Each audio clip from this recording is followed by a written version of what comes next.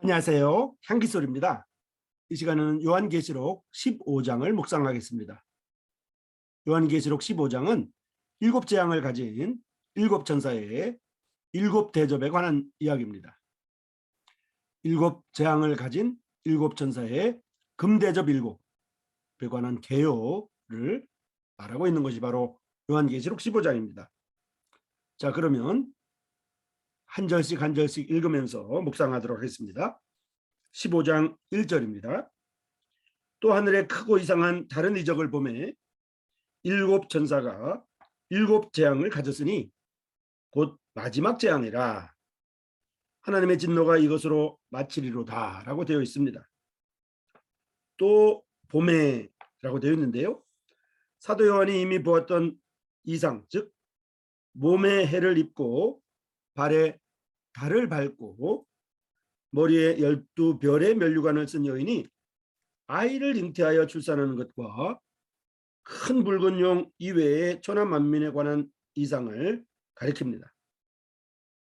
전에 봤던 재앙은 인을 뗄 때부터 일곱 나팔까지 세계 인구의 4분의 1 또는 3분의 1에 관한 것이었지만은 이번 일곱 대접의 재앙은 전 세계 인구에 관한 것이므로 크다라고 칭하였습니다.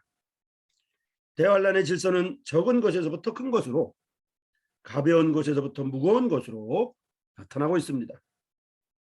일곱 나팔은 일곱 인보다 크고 일곱 대접의 재앙은 일곱 인이나 일곱 나팔보다 더 크고 더 심하며 더 두려운 것입니다. 이상한이라고 되어 있는데요. 이는 마지막 일곱 재앙을 가리킵니다. 세상 사람들이 본 적이 없는 것이기 때문에 이상하다라고 말했습니다. 하나님의 진노가 이것으로 마치리로다 라고 되어 있는데요. 인류의 범죄는 하나님의 노를 일으켰지만은 하나님께서 긍휼하시어 그 진노를 다 나타내지 않음으로 말미암아 소멸을 면할 수 있었습니다. 하나님께서는 인류가 회개하고 돌아오기를 바라셨습니다. 그러나 하나님의 진노가 누적되어서 마지막 일곱 재앙의 때가 되었음에도 인류는 깨닫지 못하고 회개치 않으므로 하나님의 누적된 진노가 일곱 재앙으로 나타나게 됩니다. 이제 2절을 읽겠습니다. 또 내가 보니 불이 섞인 유리바다 같은 것이 있고 짐승과 그의 우상과 그의 이름의 수를 이기고 벗어난 자들이 유리바다 가에 서서 하나님의 검은 고를 가지고라고 되어 있습니다. 같은 이런 단어가 나오는데요. 이 같은이란 말은 비슷하다는 뜻으로 유리바다는 유리로 만든 것이 아님을 말합니다. 단지 투명한 유리와 비슷하다고 묘사할 뿐입니다. 유리바다는 계시록 4장의 유리바다입니다. 유리바다의 위치는 주님의 보좌 앞이고 유리바다의 밝음은 수정같이 완전한 아름다워 홈이 없습니다. 수정같이 완전히 아름답기 때문에 유리바다의 밝음은 흠이 없다는 말입니다. 이곳은 대환란 중에 순교한 영혼이 잠시 쉬는 곳입니다.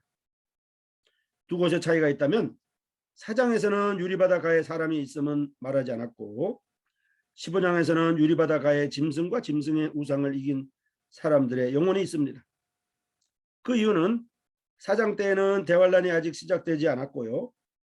충성된 순교자가 13장에서 비로소 죽임을 당하기 때문입니다. 그들의 영혼은 잠시 유리바다가에서 안식하다가 천년왕국이 이를 때 부활하는 것입니다. 불이 섞인이라고 되어 있는데요. 이곳의 불은 유리바다가 극히 성결한 곳이므로 세상 사람이 갈 수 있는 곳이 아님을 말합니다. 하나님의 검은 고를 가지고라고 되어 있는데요. 그들이 유리바다에서 하나님을 찬미함을 묘사한 것입니다. 자, 이제 3절을 보겠습니다. 하나님의 종 모세의 노래. 어린 양의 노래를 불러 가로되 주 하나님 곧 전능하신 이시여 하시는 일이 크고 기하시도다. 만국의 왕이시여 주님의 길이 의롭고 참되시도다 라고 되어 있습니다. 모세의 노래라고 되어 있는데 모세는 이스라엘의 지도자입니다. 이는 이들 순교자가 이스라엘인으로서 하나님의 종 모세와 밀접한 관계가 있음을 말합니다. 그러니까 이들은 교회를 가르치지 않는 것입니다. 교회와 모세와는 관계가 없기 때문입니다. 어린 양의 노래라고 되어 있는데요. 하나님의 어린 양은 구원의 중심입니다. 어린 양 없이는 구속이 없습니다. 하나님은 그 종 모세의 손을 통하여 이스라엘 백성을 애굽의 노예된 집에서 인도해 내셨습니다. 그때 유월절 어린 양의 피로 구속받았습니다. 구약의 율법은 그림자에 지나지 않습니다. 반드시 그 실체가 오기를 기다려야 합니다. 그 실체는 곧 그리스도이십니다. 이는 하나님의 진실한 어린 양이십니다. 주님만이 사람의 죄를 제거할 수 있는 자격을 가지셨습니다. 자, 어린 양의 노래. 이 어린 양의 노래를 보면요. 유리바다가에 있는 순교자들이 어린 양의 구속의 큰 은혜를 노래하는 것입니다. 여기서 우리는 만구불변의 진리를 보는데요. 모든 복음의 성도들이 구원 얻은 것은 완전히 하나님의 은혜에서 난 것입니다. 이는 자기 행위에 의한 것이 아닙니다. 주님을 믿는 자는 모두 의로움을 얻습니다. 자기의 행위에 의하여 하나님 앞에서 의로움을 얻을 자는 단 한 명도 없습니다. 어떤 사람이 교만하여 하나님의 의를 거절하고 자기의 육체의 행위를 의지하면 하나님 앞에서 저주를 받는다고 하는 것이 갈라디아서 3장 9절 10절입니다. 그 사람은 하나님의 은혜에서 떨어진 자라고 갈라디아서 5장 4절에 나와 있습니다. 야고보서 2장 17절의 말씀을 인용하여 행함이 없는 믿음은 그 자체가 죽은 것이다. 성도가 반드시 행위가 있어야 구원을 얻을 수 있다. 라고 하지만은 사실 이는 잘못된 것입니다. 그 야고보서 2장 17절의 믿음의 원어는 피스티스, 즉 실천적인 믿음인데 이는 성도들이 구원받은 후 생활에서 나타나야 할 증거를 의미하고 있습니다. 구원의 믿음과 영생의 믿음과 칭의의 믿음과 주님을 영접하여 하나님의 자녀가 되는 믿음의 원어는 동일한데 이는 구원을 얻는 것과 영생을 얻는 것과 칭의를 얻는 것과 하나님의 자녀가 되는 것이 같기 때문입니다. 이상 5곳의 믿음의 원문은 모두가 피스티오입니다. 아브라함이 먼저 믿음으로 의로 여기심을 받았고요. 이삭을 바친 것은 그 이후였습니다. 이는 중생하여 구원 얻은 자는 자연히 선한 행위로 하나님의 생명을 나타냄을 말합니다. 이러므로 사람이 율법을 행함으로 하나님 앞에 의롭다함을 얻을 수가 없습니다. 그렇지 않다면 유리바다에 있는 순교자의 모세의 노래를 부르고 또 어린 양의 노래를 불렀을까요? 크고 그리고 기이하고 그리고 의롭고 그리고 참되심 이런 것들은 모두가 하나님의 하시는 일과 덕을 찬송하는 것입니다. 크고라고 하는 것은 하나님의 큰 능력을 가르치고요. 기이하다고 하는 것은 하나님의 구원의 은혜가 기묘함을 말합니다.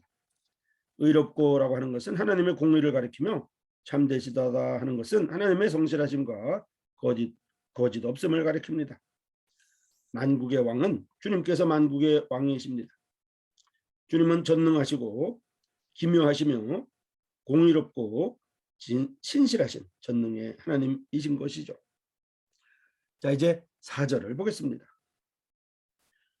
주여 누가 주의 이름을 두려워하지 아니하며 영화롭게 하지 아니하오리이까 오직 주님만 거룩하시니이다. 주님의 의로우신 일이 나타났음에 만국이 와서 주님께 경배하리이다 하더라 라고 되어 있습니다.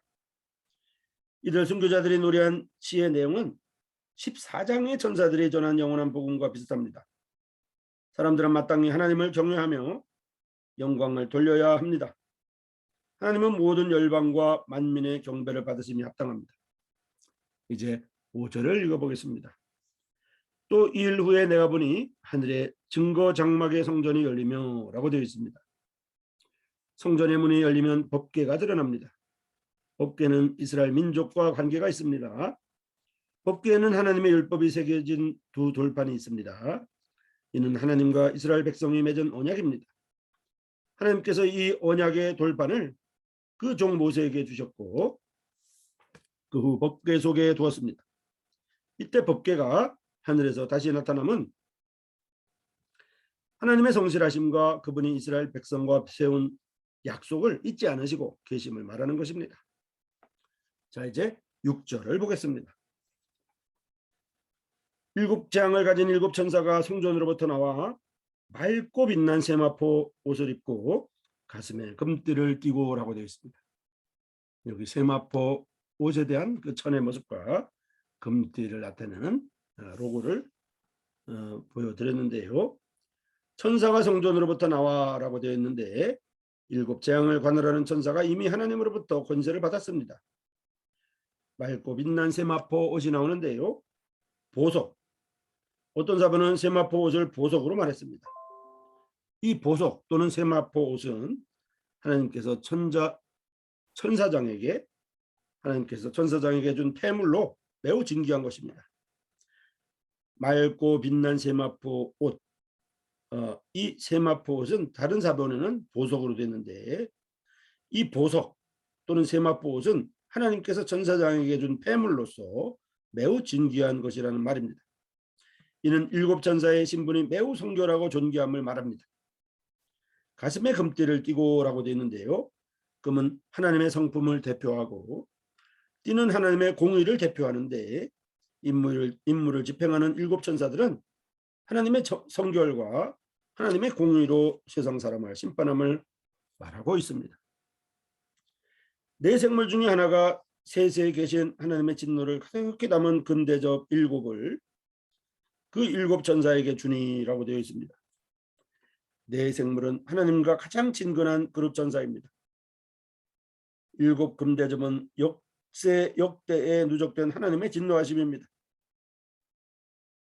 일곱 천사에게 주니라고 되어 있는데요. 일곱 재앙의 임무를 일곱 천사에게 주어 집행하게 합니다. 하나님께서는 일곱 재앙을 통하여 오래 참으신 진노를 모두 바라십니다. 자, 이제 마지막으로 15장 8절을 읽겠습니다. 하나님의 영광과 능력을 인하여 성전에 연기가 차게 되매 일곱 천사의 일곱 재앙이 마치기까지는 성전에 능히 들어갈 자가 없더라 라고 되어 있습니다. 성전에 연기가 차매 성전에 능히 들어갈 자가 없더라 라고 되어 있는데요. 연기는 하나님의 거룩을 상징합니다. 재앙이 끝날 때까지 성전에 들어갈 자가 없습니다. 이 시간에는 요한계시록 15장을 묵상했는데요. 요한계시록 15장은 1절부터 8절까지 있습니다. 이 요한계시록 15장에서는 일곱 재앙을 가진 일곱 천사의 일곱 대접이 나오는데 그 일곱 대접은 바로 금대접 일곱입니다. 금대접 일곱을 가진 일곱 천사의 복장은 빛난 세마포과 금띠를 띠고 있었습니다. 이것은 바로 금방 말씀드린 것처럼 하나님의 공의, 하나님의 성결을, 하나님의 성결과 하나님의 공의를 가지고 천사들이 심판의 임무를 띈다고 하는 것입니다. 이제 마지막 재앙으로서의 일곱 대접에 관한 개요로서 요한계시록 15장을 공부하고 있습니다. 요한계시록 15장은 불이 섞인 유리바다라고 되어 있고 하나님의 종 모세의 노래와 어린 양의 노래가 나오는 것을 볼 수가 있습니다. 다음 이 시간에는 요한계시록 16장을 계속 공부하도록 하겠습니다. 한기설의 시청자 여러분, 다음 이 시간까지 안녕히 계십시오.